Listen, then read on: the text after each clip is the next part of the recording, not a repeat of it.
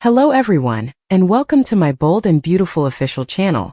I hope everyone is having a wonderful day. Before we begin, please hit the subscribe button and give this video a thumbs up. Grace will pay. Bill says Taylor won't remove Ridge's ring. Bill Spencer will promise that Grace Buckingham will pay.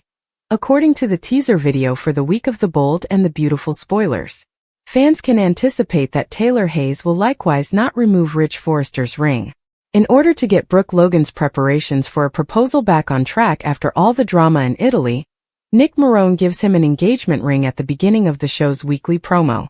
Nick will profess his love for Brooke and let her know that their relationship isn't finished, but she might reject him. Nick's proposal might be turned down because Ridge assured Brooke that they would make things right after saving her life, which undoubtedly offered her some optimism. It's clear who has Brooke's heart because Ridge kissed her and promised that he wouldn't take her for granted again. Since Ridge is still engaged to Taylor, the only thing left to do is figure out how to handle the situation. In B&B's weekly promo, Taylor informs Ridge, "She has a future, but it's not with you because I am not taking off this ring." Naturally, if Ridge confesses the kiss with Brooke and says he wants to be back together with her, Taylor might reconsider her mind. Depending on how everything turns out, Taylor might eventually toss that ring in Ridge's face for breaking her heart. Sheila Sharp will interrogate Lee Finnegan in the interim over why she rescued Luna Nozawa and then staged her death. Before going to the police station to surrender herself in, Grace admitted to the brain cancer fraud, and Liam Spencer and Hope Logan will also brief Bill on what they have discovered from her. When Bill discovers that Grace deceived him into paying $1 million and subjected Liam to this terrible suffering, he will lose it.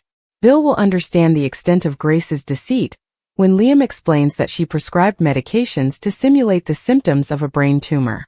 The bitch will pay. During the weekly preview video, Bill snarls. According to previews for The Bold and the Beautiful, Bill will become furious after receiving the false cancer diagnosis, so pay attention. Lee requires a romantic partner. Everyone in this made-up town of Los Angeles needs a little love, don't they? When it comes to Lee Finnegan, many viewers of The Bold and the Beautiful are undoubtedly thinking that she ought to have her own romantic interest plot by now, don't you think? She did have a brief time when she nearly fell in love with Bill Spencer, but it ended abruptly. Many fans of The Bold and the Beautiful, however, believe that it's time to relive that moment between them. The internet undoubtedly has a lot to say on the issue, as our devoted readers are fully aware. Bill and Lee are a perfect match.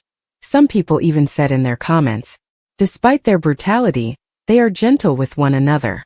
They had a genuine bond, and I believe it would be a fantastic narrative if they reunited and he learned that she had brought back to life Luna, the girl who had nearly killed Liam. They need to put Lee in more romantic storylines, commented another show critic.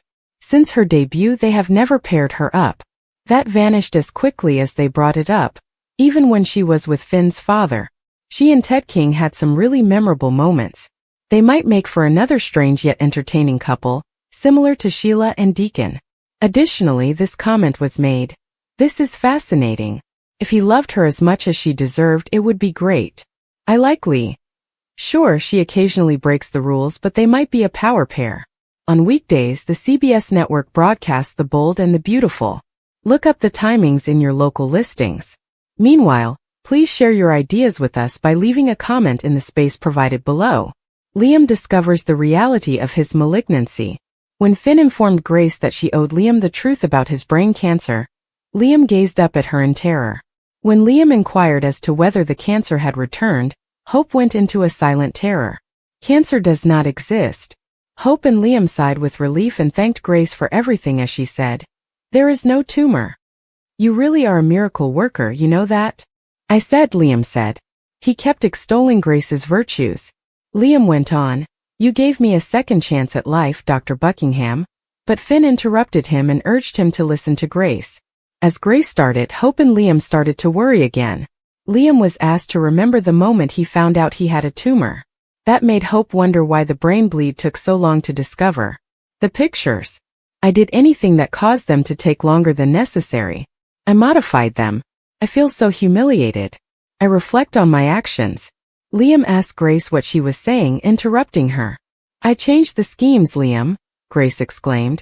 "You told Liam he had brain cancer?" Startled, Hope inquired.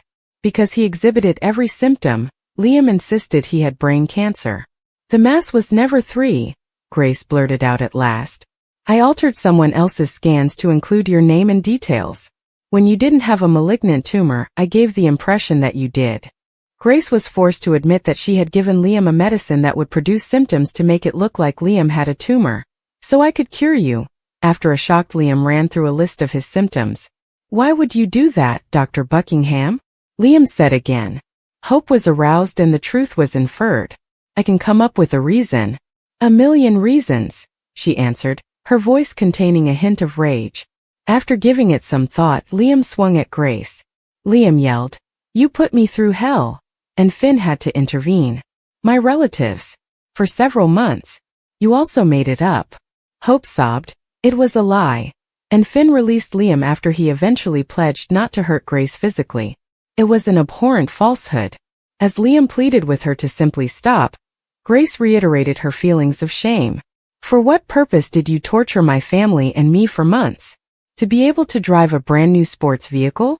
Enjoy the good life? Liam inquired. Then Hope went off. She yelled, I don't want to hear you explain.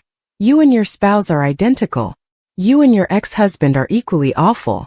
That nasty, cruel monster who took our kid for cash. I'll guess. Do you also participate in his gambling activities? According to Grace, Reese was pursued and threatened by the person she still owed money to. I was in a bad situation. Therefore, I had to take action to keep my family safe. Grace sobbed. Hope was still in a rage and was shocked that Grace would target her family. Once more. Hope yelled. After everything we'd already experienced. After calming down, Liam gradually got to the point. Dr. Buckingham, I understand extortion.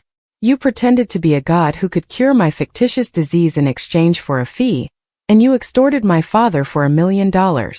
With daggers in her eyes, Hope crept up to Grace and gave her a clean slap across the face. Grace could only weep. You should be ashamed, Hope spit out. Reese first, then you. You're ill.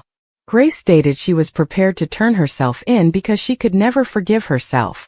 'Cause I will be haunted by this for the rest of my life for what I've done, she cried.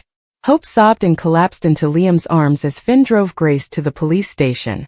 Katie informed Bill about Brooke's situation in Italy, while she was at the design office of Forrester Creations. Katie sighed and said, Thank God Ridge was there. Katie must be relieved, Bill reasoned. I know you're relieved too.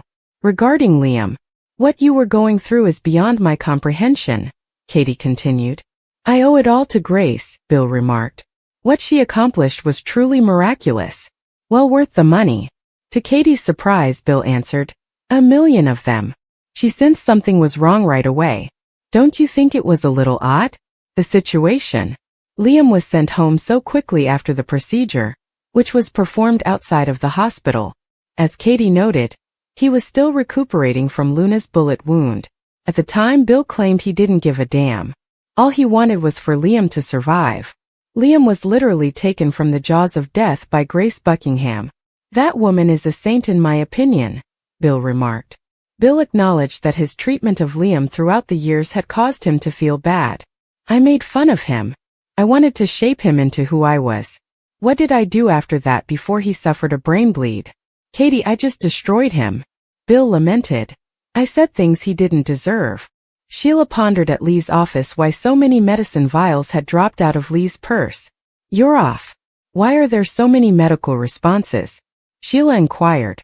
I said it was none of your concern, Lee answered. Sheila responded. Lee, please, I want to know where are Luna's remains? When she questioned why she was there. My granddaughter was named Luna. I cherished her. I'd like to see her. This takes up all of my time. As she marched away, Lee angrily shouted, Goodbye. Sheila attempted to follow Lee, but she became intrigued when she discovered a morphine vial on the ground. Later, Lee was sitting by Luna's bed when someone knocked on her door. When Lee opened it after hearing that they were delivering something, Sheila was standing there. Lee tried to shut the door on Sheila's injured foot right away. I know what you're doing, Lee, Sheila whispered through the gap in the door. I am aware of your activities.